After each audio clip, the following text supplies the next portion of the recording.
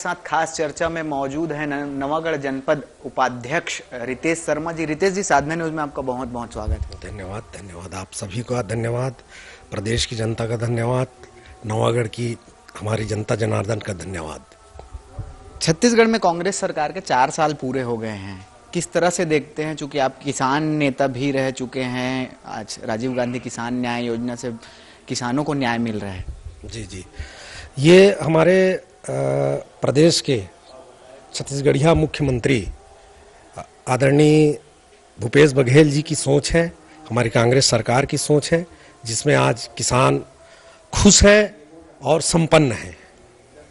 नवागढ़ विधानसभा क्षेत्र से आप आते हैं, जनपद उपाध्यक्ष हैं, पूर्व में किसान प्रदेश कांग्रेस कमेटी के किसान उपाध्यक्ष रह चुके हैं। नवागढ़ विधानसभा क्षेत्र में किस तरह का विकास हुआ है अभी, और पिछले 15 सालों में क्या कुछ स्थितियां थी?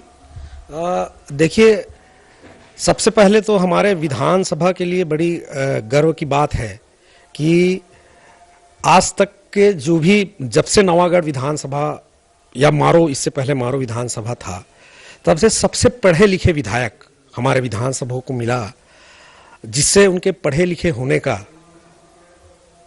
जो हमको फायदा, हमारे आम जनता को जो फायदा मिल रहा है, जो स्पष्टवादी है, जो काम को कर सकते हैं उसको हाँ बोलते हैं, जो नहीं हो सकता उसे नहीं कहते हैं। लगता है एक दो दिन बुरा लोगों को, लेकिन बात समझ जाते हैं कि जो सच में काम नहीं हो सकता वो और नेताओं जैसे, जिसको छत्तीसगढ़ी मिठलबरा बोलते हैं, तो वो मिठलबरा जैसी जो स्थिति हमारे विधायक के साथ नहीं है। ये सबसे बड़ी बात है। ये पढ़े लिखे जो युवा हैं, वो उनका फायदा हमारे विधानसभा को मिल रहा है, पूरे संपूर्ण विधानसभा को।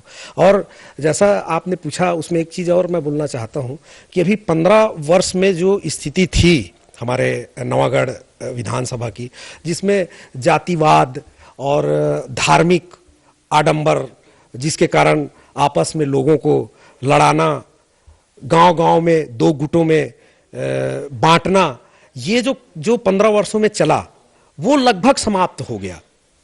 इससे हमारी ये जनता समझ रही है कि विधायक जी ने एक सर्वधर्म सर्व समाज के लिए एक काम किया, सबको बराबर एक हिस्सेदारी, सबको एक बराबर सम्मान जो दिया, ये सबसे बड़ी उपलब्धि मैं उनका मानता हूं।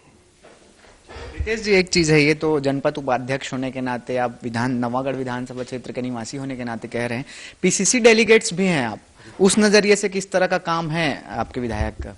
देखिए, संगठन ने, माननीय विधायक जी ने, माननीय भूपेश बघेल जी ने मेरा कार्य क्षेत्र देखकर मुझे ये महती जिम्मेदारी दी है।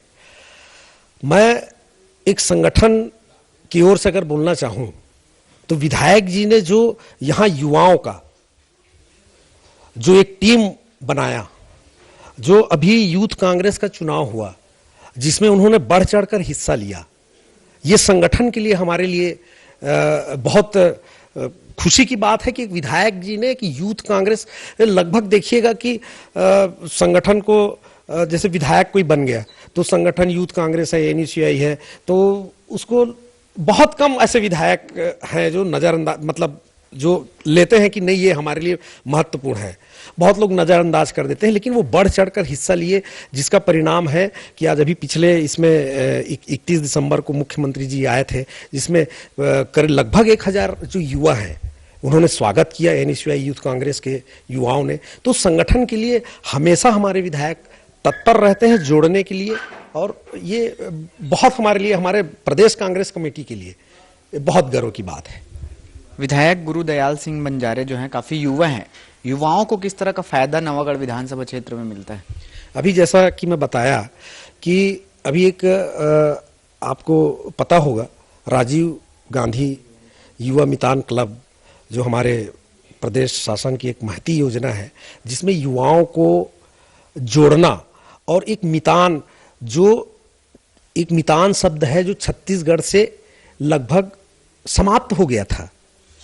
पहले मितान शब्द का जो स्वरूप है वो बहुत बड़ा है, जिसको हमारे मुख्यमंत्री जी ने समझा, जो लगभग छत्तीसगढ़ी में फिर बोलना चाहूंगा कि वो मितान शब्द नदा गया था, जो विलुप्त हो गया था।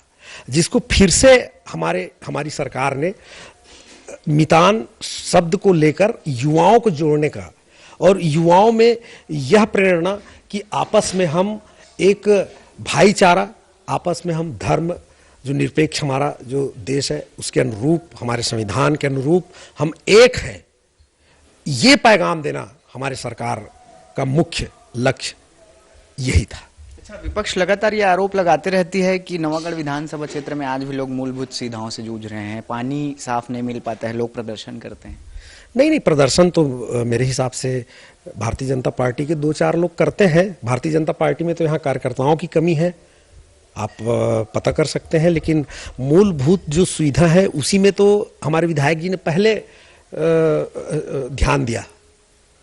आज 4000 निराश्रितों को पेंशन जो है, मैं जनपद के हिसाब से बोल रहा हूँ, 4000 जो पेंशन वो पास हुआ, 5000 लगभग राशन कार्ड जो है, जो लोग घूम रहे थे, जो जिनको ये बहुत छोटी सुविधा है, जिसको तक 15 वर्ष में यहाँ के जो पूर्व में जो रहे हैं विधायक, सरकार रही है, उसमें तक ध्यान नहीं दिए, जिसमें आकर हमने एक अंतिम व्यक्ति तक जाकर एक भाई जो मैं जो बोल रहा हूं पेंशन, वो तो अंतिम व्यक्ति का ही, जब वहां तक पहुंच गए तो बाकी चीज आप समझ सकते हैं कि हम लोग किस दिशा में विकास के लिए अग्रसर हैं।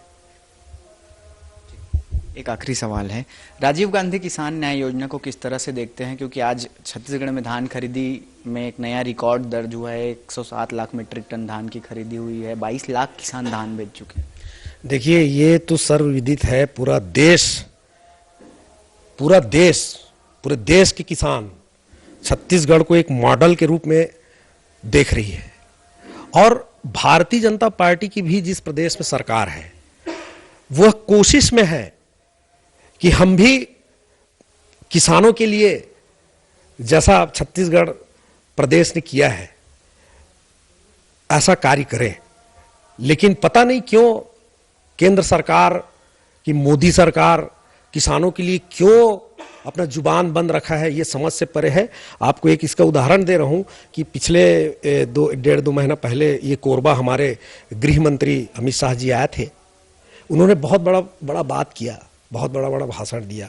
उन्होंने एक शब्द बोला कि छत्तीसगढ़ धान का कटोरा है।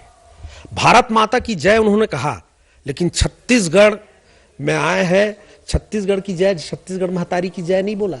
उसको सिखाया नहीं। भारतीय जनता पार्टी के जो यहाँ के बड़े नेता उसको ऐसा सिखा के नहीं भेजे, वो तो पूरा सीखा सुखाया रटा रुटाया बात कर रहे थे। उन्होंने धान का कटोरा जो शब्द बोला है, उसका स्वरूप कितना बड़ा स्वरूप है, और उस धान के कटोरे को किसने बनाया? किसानों ने बनाया। किसान ही ने बनाया धान का कटोरा। तो किसान के बारे में एक शब्द उन्होंने क्यों नहीं कहा? सभी विषयों में बात किए। मुझे लगा कि वो सिर्फ मोदी के लिए प्रचार प्रसार करने आए थे, छत्तीसगढ़ के लिए बोले नहीं। तो उनका जो सोच है किसानों के लिए, वो तो उसी दिन साबित हो गया कि इतने बड़े गृह मंत्री जो आए हैं और किसानों के लिए एक शब्द नहीं बोले। भाई, धान का कटोरा आपने बोला, लेकिन उस धान के कटोरा को बनाने में श्रम किसने किया? यहाँ के जो किसान को पूछ सकते थे कि यहाँ के किसान क्या तकलीफ में है, क्या यहाँ के किसानों को उनका श्रम का सही दाम मिल रहा है? कुछ तो पूछते, कुछ तो बोलते। किसान शब्द का कुछ तो एक बार बोल देते, नहीं बोले, क्योंकि उनको मालूम है कि यहाँ के किसान समृद्ध हो चुके हैं, किसान यहाँ के मजबूत हैं, और यहाँ की सरकार किसानों के लिए एक एक दाने का कीमत देने के लिए कटिबद्ध है। बहुत बहुत धन्यवाद रितेश जी। तो ये थे नवागढ़ जनपद उपाध्यक्ष रितेश शर्मा, जिन्होंने बताया कि किस तरह से नवागढ़ विधानसभा क्षेत्र में विकास हुए हैं और आज राजीव गांधी किसान न्याय योजना के तहत इस विधानसभा क्षेत्र के किसानों को लाभ मिल रहा है। कैमरा पर्सन राजेंद्र भारद्वाज के साथ श्रीकांत यदु, साधना न्यूज, नवागढ़।